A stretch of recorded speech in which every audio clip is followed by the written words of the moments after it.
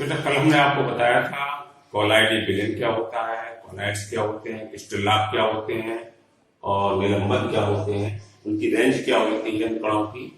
और आज हम आपको बता रहे हैं कॉलाइड्स के सॉल्यूशन होता है वो कितने प्रकार का होता है। बेटा कॉलाइड सॉल्यूशन दो प्रकार का होता है, द्रव स्नेही कॉलाइड और दूसरा होता है द्रव विरोधी कॉलाइड, लायोफिलिक एंड लियोफिलिक और लियोफोबिक। तो द्रव स्नेही कॉलाइड क्या होते हैं वो हम आपको बता रहे हैं।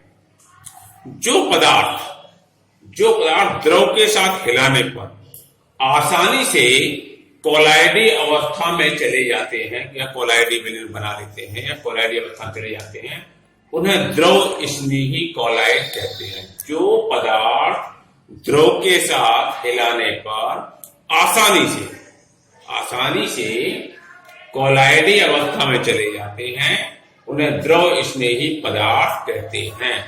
तथा उनके जो कॉलाइडी विलयन हम बनाते हैं वो द्रव स्नेही कॉलाइड या सॉल्व कहते हैं।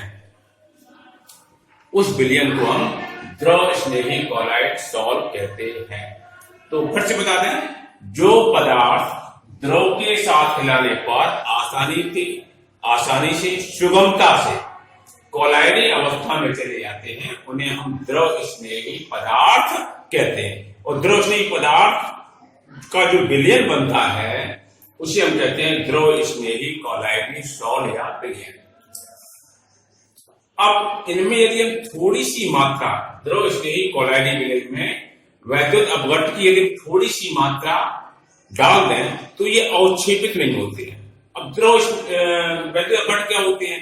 NaCl, MgCl2, ये सब जितने भी होते हैं वो वैद्युत अपघट्ट होते हैं जो अपने आयनों में टूट जाते हैं, उन्हें हम कहते हैं वैद्युत अपघट्ट। तो NaCl है, MgCl2 है, सब क्या होते हैं? वैद्युत अपघट्ट। तो द्रव स्नेही कॉलाइडी विलयन में यदि हम वैद्युत अपघट्ट की थोड़ी सी मात्रा डाल देते हैं तो ये अवक्षेपित मतलब इनका थक्का नहीं जमता है, और द्रव स्नेही जो कॉलाइड विलयन होता है यदि इसको हम वाष्पित कर दें, मतलब इसका पानी उड़ा दें, जैसे हम खोया बनाते हैं पानी उड़ा देते, तो द्रव स्नेही कॉलाइड जो विलयन होता है यदि इसको हम वाष्पित कर दें या ठंडा कर दें तो इसका जो ठोस रूप प्राप्त होता है, यदि उस ठोस रूप को पुनः हम गर्म करके या विलयन मिला करके गर्म करके सुगमता से इसको पुनः कॉलाइडी विलयन में बदला जा सकता है। फिर से आप देखें, द्रव स्नेही सॉल्व को वाष्पित या ठंडा करने पर जो ठोस प्राप्त होता है उस ठोस को द्रव के साथ पुनः हिलाकर गर्म करके सुगमता से कॉलाइडी विलयन में बदला जा सकता है। ये मोस्ट इंपॉर्टेंट है ये पॉइंट। इस गुण के कारण इस द्रव स्नेही कॉलाइड को हम उत्क्रमणीय कॉलाइड भी कहते हैं, क्योंकि ये दोनों दिशाओं में डायरेक्शन में ये चलता है। द्रव के साथ हिला दें तो कॉलाइडी विलयन बन जाएगा, सुखा दें तो पुनः वो ठोस बन जाएगा, फिर इसके साथ द्रव के साथ मिला दें हिला दें तो ये पुनः कॉलाइडी विलयन बन जाता है। एग्जाम्पल्स के देखिए, जिलेटिन, स्टार्च, प्रोटीन, गोंद आदि इसके एग्जाम्पल्स हैं। फिर से देखो, द्रव स्नेही कॉलाइड किन्हें कहते हैं? जो पदार्थ द्रव के साथ हिलाने पर आसानी से सुगमता से कॉलाइडी अवस्था में चले जाते हैं उन्हें द्रव स्नेही पदार्थ कहते हैं। तथा उनके जो कॉलाइडी विलयन होते हैं उन्हें द्रव स्नेही कॉलाइडी सॉल्व कहलाते हैं। इनमें द्रव स्नेही कॉलाइडी विलयन में वैद्युत अपघट्ट की थोड़ी सी मात्रा डालने पर ये अवक्षेपित नहीं होते हैं, और जो द्रव स्नेही कॉलाइड होते हैं उनको वाष्पित या ठंडा करने पर जो ठोस प्राप्त होता है उस ठोस को पुनः द्रव के साथ हिलाकर या गर्म करके सुगमता से कॉलाइडी विलयन में बदला जा सकता है। इस गुण के कारण जो द्रव स्नेही कॉलाइड होते हैं उन्हें उत्क्रमणीय कॉलाइड भी कहते हैं, जैसे जिलेटिन, स्टार्च, प्रोटीन, गोंद आदि। इसको आप लोग अच्छी तरह से समझ लीजिएगा, रटना नहीं है बेटा, आराम से तैयार हो जाएगा। अब हम आए द्रव विरोधी कॉलाइड। ठीक जो उसका उल्टा होता है वो द्रव विरोधी कोलाइड होते हैं बेटा। जो सुगमता से कोलाइड अवस्था में नहीं जाते हैं, सिर्फ यहां पर आसानी से कोलाइड अवस्था में नहीं चले जाते हैं, बस इतना नहीं तोड़ना है। तो वही लिखा है, जो पदार्थ द्रव के साथ मिलाने पर आसानी से कोलाइडी अवस्था में नहीं जाते हैं उन्हें द्रव विरोधी पदार्थ कहते हैं, उन्हें द्रव विरोधी पदार्थ कहते हैं। तथा उनके जो कोलाइडी विलयन होते हैं वो द्रव विरोधी सॉल कहलाते हैं। सॉल मतलब सॉल्यूशन, सॉल मतलब सॉल्यूशन। इनमें वैद्युत अपघट्ट की थोड़ी सी मात्रा डाल देते हैं। वैद्युत अपघट्ट आपको समझ में आ गया? जो जल में मिलाने पर अपने आयनों में टूट जाते हैं उन्हें कहते हैं वैद्युत अपघट्ट। ये आपने हाई स्कूल में पढ़ा होगा वैद्युत अपघट्ट क्या होते हैं। तो इनमें वैद्युत अपघट्ट की थोड़ी सी मात्रा डालने पर ये अवक्षेपित हो जाते हैं, मीन्स थक्का से जम जाता है, एकदम वो अवक्षेपित हो जाते हैं।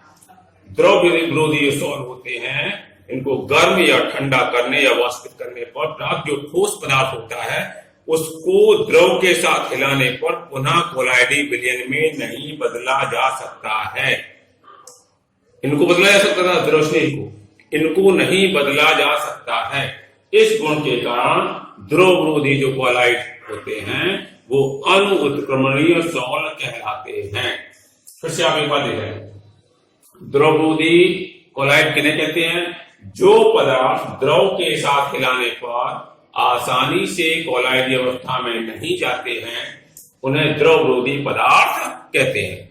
और जो इनका जो विलयन होता है तथा उनकी कोलाइडी विलयन को हम द्रव विरोधी कोलाइडी विलयन या सॉल कहते हैं। ये वैद्युत अपघट्ट की थोड़ी सी मात्रा डालने पर अवक्षेपित हो जाते हैं, इसका थक्का जम जाता है।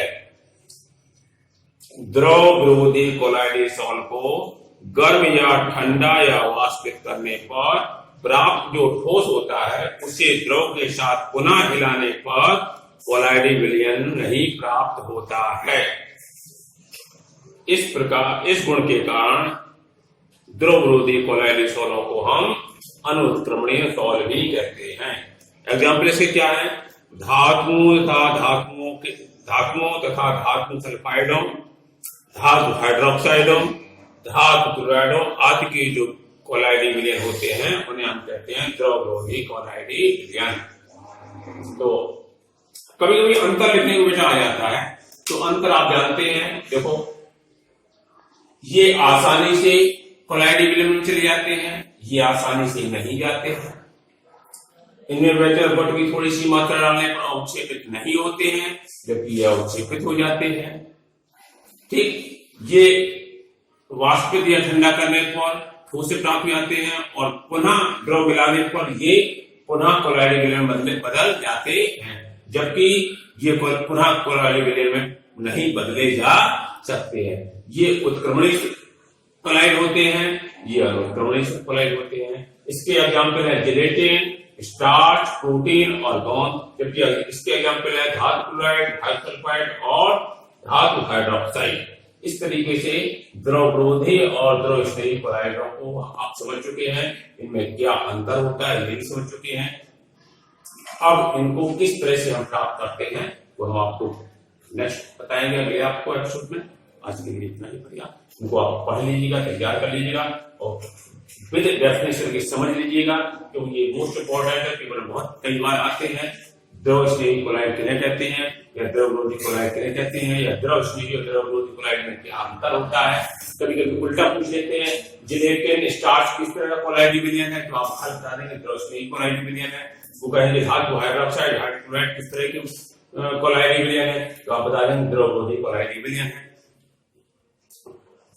फिलिक मीन्स होता है लविंग, फिलिक मीन्स होता है लविंग। तो लाइपोफिलिक मीन्स द्रव का लव करने वाला, मीन्स इनमें ये जो पदार्थ होते हैं वो द्रव के साथ इनका अट्रैक्शन ज्यादा होता है। मीन्स इनके जो द्रव के अणु होते हैं और पदार्थ के अणु होते हैं उनके बीच में एक आकर्षण होता है, इसीलिए जो कहलाते हैं द्रव स्नेही कोलाइड विलयन। इसीलिए आसानी से कोलाइडी विलयन में चले जाते हैं। और ये फोबिक मीन्स होता है हेट करने वाला, तो इसका मतलब है द्रव को हेट करने वाला। मीन्स जो पदार्थ होते हैं और जो द्रव के बीच के अणुओं के बीच में जो वो अट्रैक्शन बल होता है वो बहुत ही कम होता है या होता ही नहीं है, इसलिए इसको कहते हैं हम द्रव विरोधी कोलाइडी विलयन। इस तरीके से आप लोग समझ चुके हैं। थैंक्स।